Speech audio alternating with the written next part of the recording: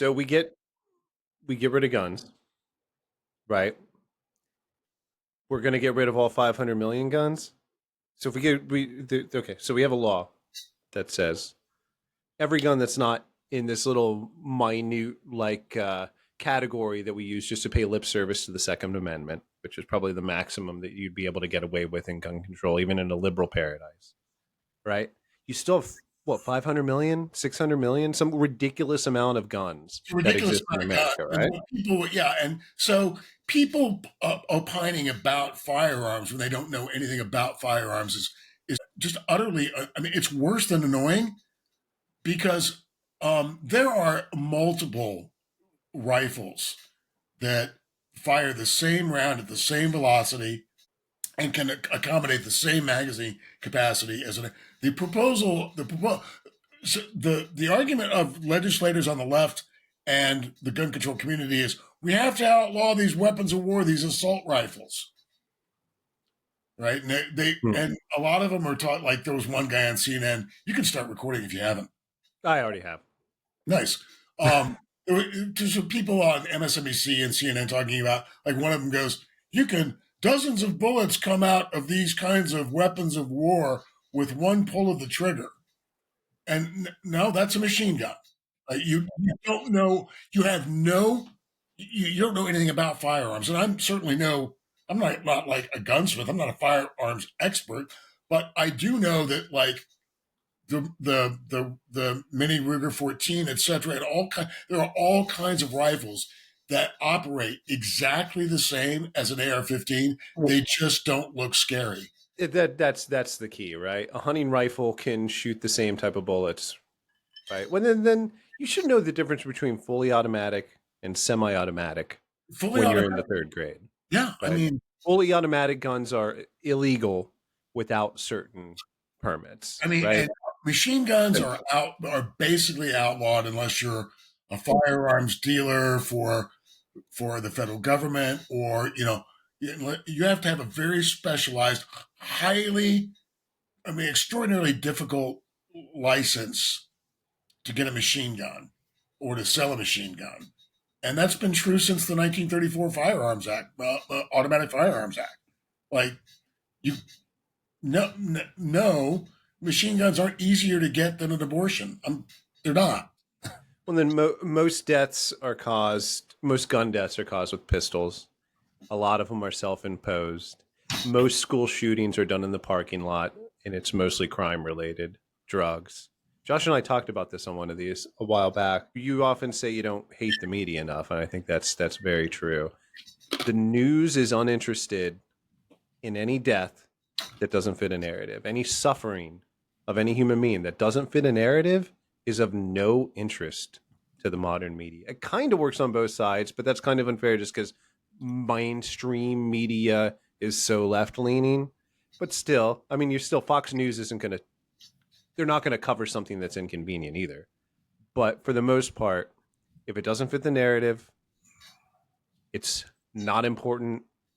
It almost doesn't exist. What isn't Would you Fox? agree? What isn't Fox News going to cover? I would assume, I don't know because I don't watch it, but I would assume that they're not going to give a lot of attention to something that's not in their political wheelhouse normally.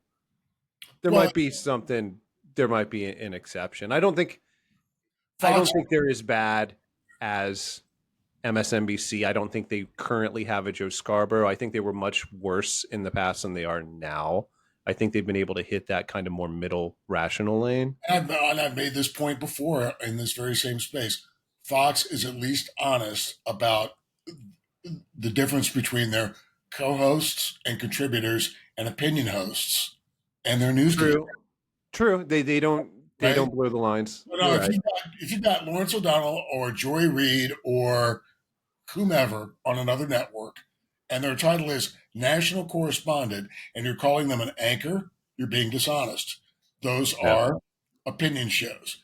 Fox doesn't call Sean Hannity a national anchor or a national correspondent. In And all fairness, like if you watch like Shepard Smith's show when he was on, because I've seen clips of him, it seems like the local news at a national level. no, I never saw any slant whatsoever, so I'll definitely give you that. I'm just seeing it as a whole, but I 100% appreciate that distinction Yeah, Yeah, that's something that should like be brought up. like They're not afraid to say we're a conservative network, basically now, they're and not it afraid. it, They're it not. They're didn't not seem to afraid. used to be that way. I think they've grown into themselves Not more over afraid to time. say they're conservative. They're not afraid to. They're not afraid to say we have a news division, and it's pretty much we pretty much report straight news. Like the anchors at the news division, like Brett Baer, he doesn't have an opinion show. He has a Mhm. news show. He is an anchor, and I'm sure people on the left call him conservative, and he may be, but But it doesn't show up, and that's an important point. Yeah, he should. I think that distinction is very important. Yeah, in MSNBC, it's a glob. It's all just globbed together. It just, yeah, you're right. Joy Reid is an opinion columnist. And her literal That's it. title at MSNBC was national correspondent. Now Hmm. that's just, that's just a fucking lie, right? Like insert Tyler the Creator meme. That's just a fucking lie. Yeah. I'll read you a headline in the New York Times. Right now, this is something that you're not going to catch the news division of Fox doing. You might catch like an opinion show host, doing something like this, but you're not right. This is the New York Times. This is not an op-ed. This is an actual headline. What motivated the Minneapolis church shooter? We may never know. Now, of course, if you go shoot up a synagogue filled with Jews, you can pretty much bet that you're an anti Semitic Jew hater killing Jews. If you go shoot up a black church, pretty sure you know the motive of the shooter, Dylan Roof, whomever, right? You go shoot up a Catholic school with Catholic children, pretty sure the motive is going to be anti-Catholic, anti-Christian, right? But I mean, Can I play devil's advocate here? sure. They may be just saying, I didn't read this article, Mhm. but when someone's that much of a fucking whack job, and they're just, I, okay, maybe there's a big religious element, but when just some rando white dude from the suburb kills a bunch of rando white people in a church, it hits way different than a bunch of Jews got killed at a synagogue by a Muslim. It hits way different. It just seems like a different thing. It seems like it's just on the pie chart of whack job versus ideologically motivated killing. I put this guy heavy on whack job. Well, That's yeah, all I'm I'm saying. sure I agree with that. Credible journalists. So they asked the question, Jerry Dunleavy asked this question: what is this headline? There's strong evidence the shooter was motivated by uh, a particularized anti-Catholic animus and targeted his old school because of it. The shooter was also obsessed with mass shooters and was steeped in a number of hateful ideologies that inclined him to violence. But he didn't come from an environment like being raised in. He wasn't raised in Iran and just taught to hate Jews from the time that he was 1 year Correct. old. You know, Correct. And a solid point. And I will read the piece. I haven't read the piece. Obviously, like you have to be able to distinguish between like what mainstream news organizations do with their headlines, knowing full well that most people don't read beyond the headline, true. the narratives that they push with those headlines. So, but a person who did read the piece said, if all you do is read the New York Times, you're probably the most misinformed group of people on the planet. A publication dedicated to anti journalism and anti information, which is true. Matt Welch, not to be confused with Matt Walsh, but Matt Welch of Reason Magazine Yeah. said that New York Times is a lifestyle brand that sometimes does the news. I think that's pretty much dead on. Yeah. That's pretty much dead on. They have such a slant. It's so boring when people are that predictable, don't you think? Did you get bored with them? So I saw something the other day, and it's very interesting. And I need you guys. So when you're scratching your balls, I need to know if you guys, I know where this is going. if you're the pinch, or if you like lift up your ball sack and go like this, Or it's a down scrape. or is it a down scrape? Option 2 with the whole ball sack picking up and just Like getting that? the whole thing. I think it's an efficiency thing, because if you're already going down to scratch your balls, I want to just get it all. So I just get my hand there, I cup it, I lift it up, I grab, scratch the whole thing, and then just call it a day. Sure. I got other shit to do. I can't be just scratching my balls all day. So let's just get it all in one fell swoop. That's just me, though. Josh, how do you do it? I do a mixture of the two. I do. Where it's a little bit of the I like pinches, the pinch. and then there's a little bit of the scrapies down. I don't like the pinch thing. No, it's just like to just It get doesn't- all up in it. Pinching though, I don't care if there's people around. That's just me. What kind of question were you going to ask me today, Scott? You're going to ask me a question.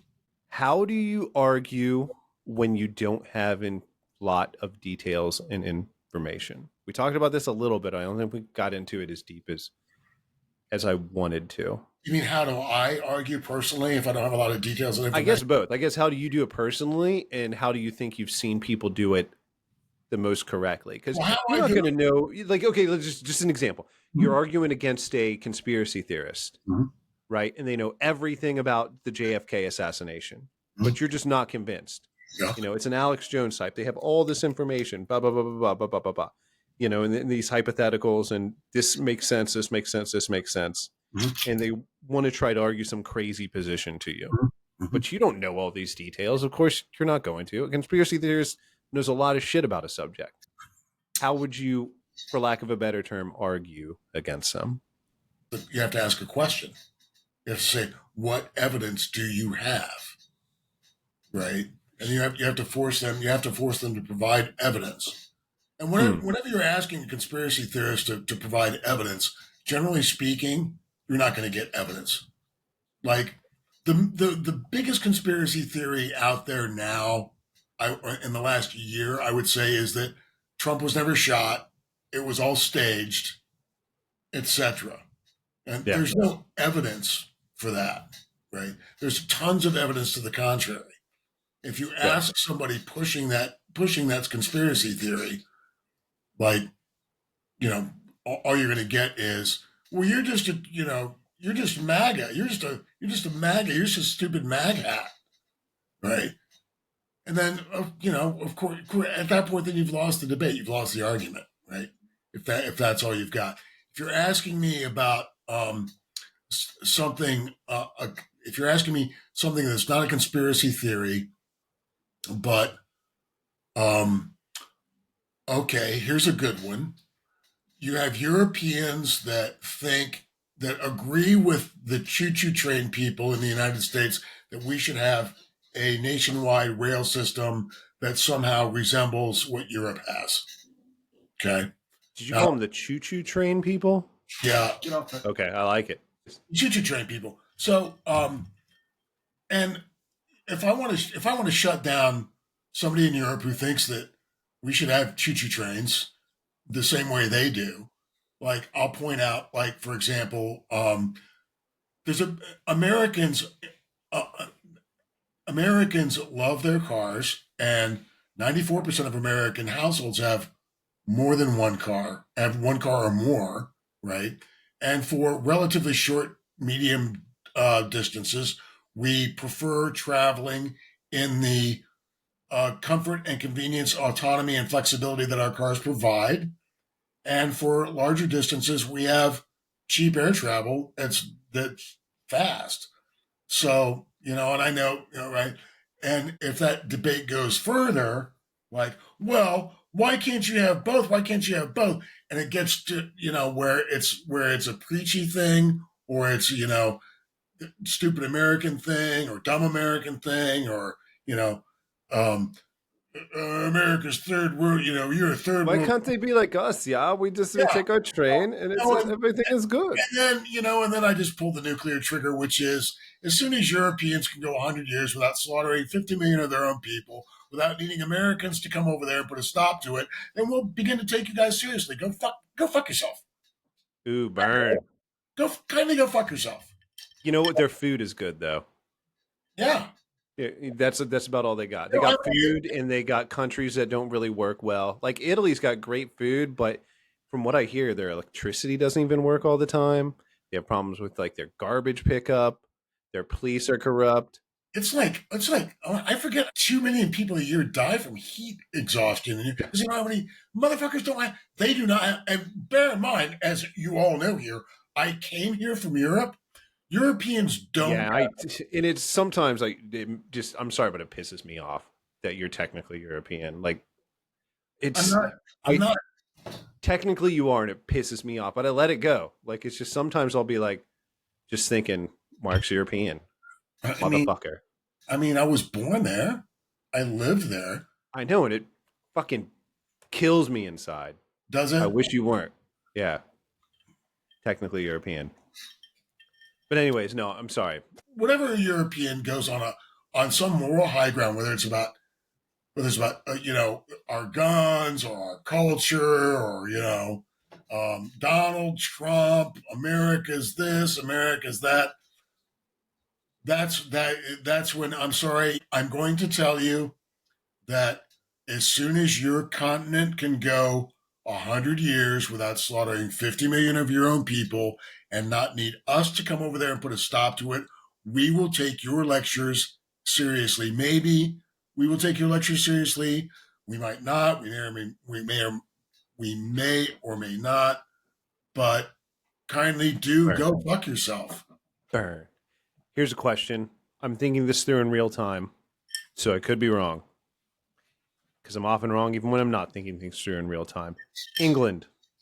They seem like they're kind of part way between America and Europe. Like an English person doesn't seem like a real European. It seems like they got some American values. Would you say that's true of an average English person? They're kind of Amerocentric, more like American centric than European. I don't know. I think that Americans and the British share a unique space in Western civilization. That's what I think. And so to the degree that we have that in common, yes. I just think if it comes down to it, like the average Englishman, right? Mm-hmm. Someone's got a gun and he's pointing it at a European and an American.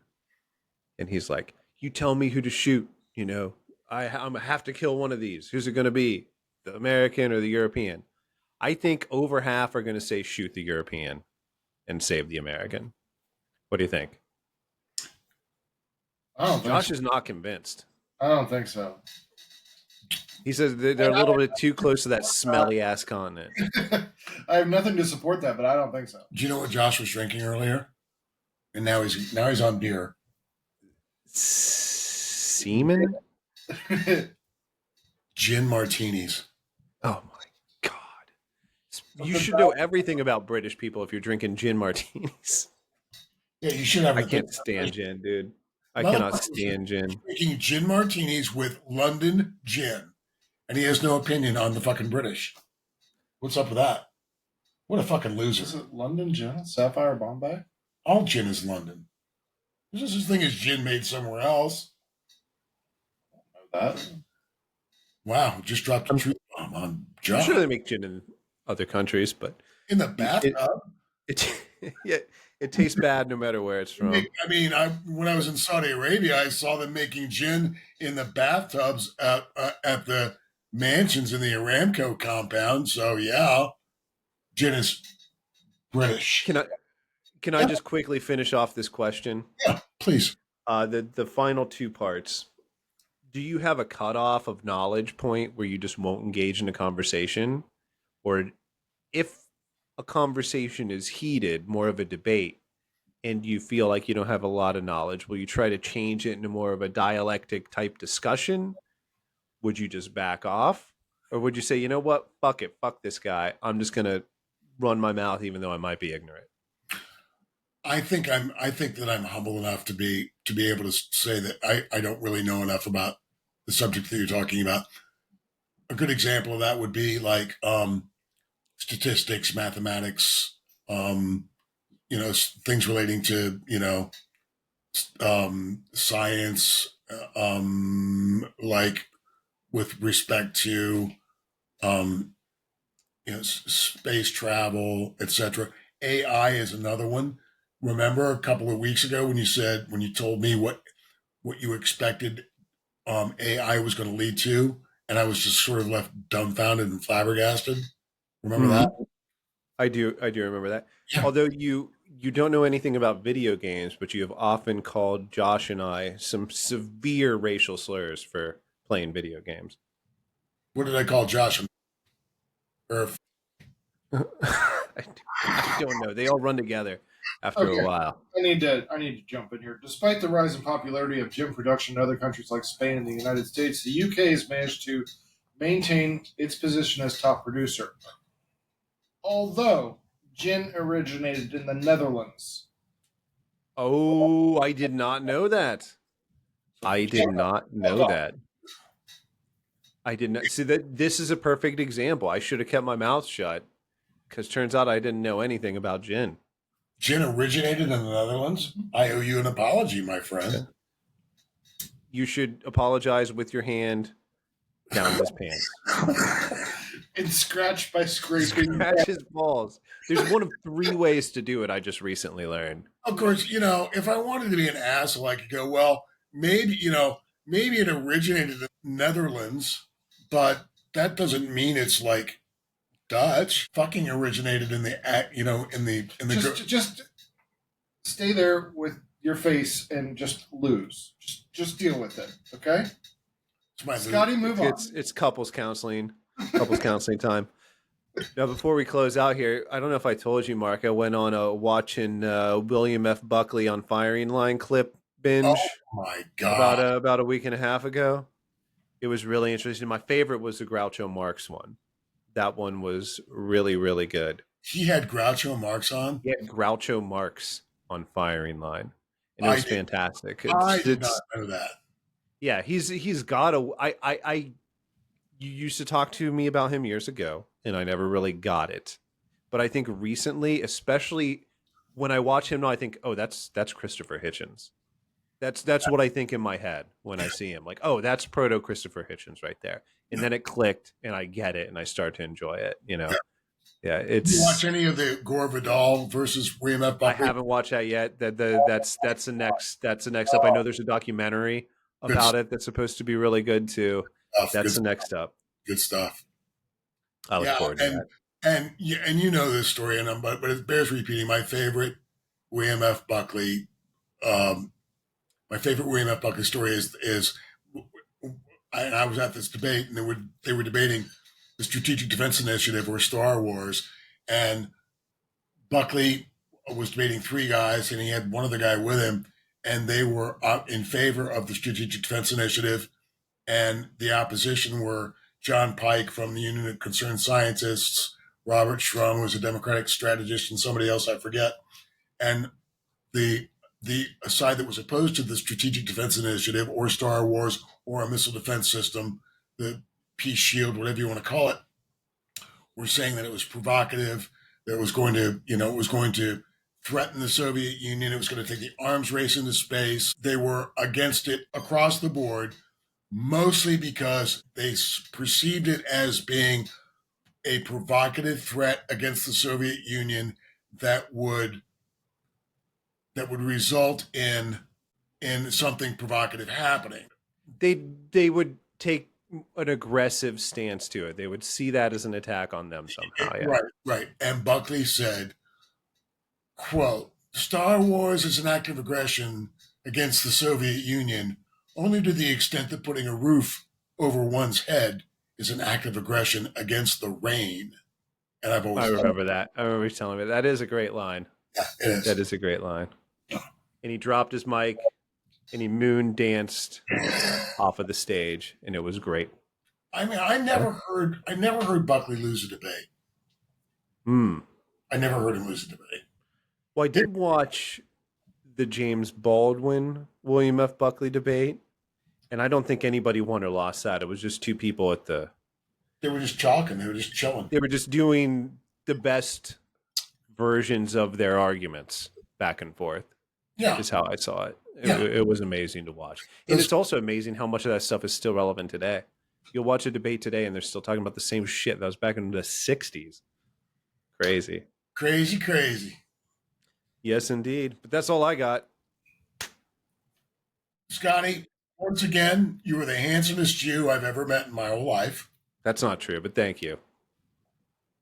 Well, I see the IDF soldiers and the IDF hotties that they put on the internet. Oh my God. But I'm not. I have zero. Like, to me, Israel is not, because I was raised white trash. I tell white trash Christian. I've told you this many times, and that's what I feel deep into my soul. Like, just the genetic Judaism has no. I don't give a shit. I'm American through and through. Israel, I'm just like, eh. It's the same as like Sudan or South Africa or Russia. I just don't. I mean, okay, yeah, okay, it's Western civilization. You can make this Western civilization versus, fundamentalist Islam, blah blah blah argument. I get it, but other than that, meh, meh. I'm American, dude. You'd have been a capo in the camps. I'd have been an American with an American rifle, shooting non-Americans, baby. It's my thing. But yeah, Josh, I'm glad you made it to join us while you're just pounding beers back there. Go Irish. Exactly. It's their first game tonight. It started at the same time this started. Oh, got it. I understand. You're a diehard. You always have been. Today's sports ball day for It's Josh. sports ball day. Dude, you've been a diehard fan since fucking I met you. Probably decade before that. We slept But on, yet, we spooned on the floor together in a sleeping bag at about 700 yards from the Notre Dame game, My sister lived there, so and it was like it was 18 12 degrees outside. degrees below zero. Hmm. And she lived in this I don't know, Native American. Hovel. It was like a Native A American. Native American longhouse. It was just Yeah. like one room. Literally, like, I think the way she heated that apartment was she would turn on the gas oven and open the door. Like, that was the heat, Yeah. right? Mark owned that town, and we pulled in, and I think maybe less than a half an hour of being in town, Mark had tickets to the game. To go, it was incredible watching you work, and we were on we were in the second or third row. In the goal in the Yeah, it was in the end amazing. zone. Huh. He Shyster here. Yeah, it took. I don't trust I him. mean, it took a couple of dicks. Not Do you like chicken Alfredo? Yeah, I love chicken Alfredo. Who doesn't? He's never had it. I've never had chicken Alfredo. And I Fucking said, Christ. what did I say? You haven't been to the right Dude. bus stop yet? Yeah, You're a fucking European and you've never had chicken Yeah. Alfredo? Oh, here we go. they don't This eat. is the whole thing. They don't eat chicken Alfredo in Europe. I'm stepping out. Oh, they don't. Okay. Yeah, it's like an Olive Garden. Like, it's American. It'd be like eating Chef Boyardee. They It's like just don't do it. it's American Italian food. Maybe it is. I'll take your word for it. All right. Good night.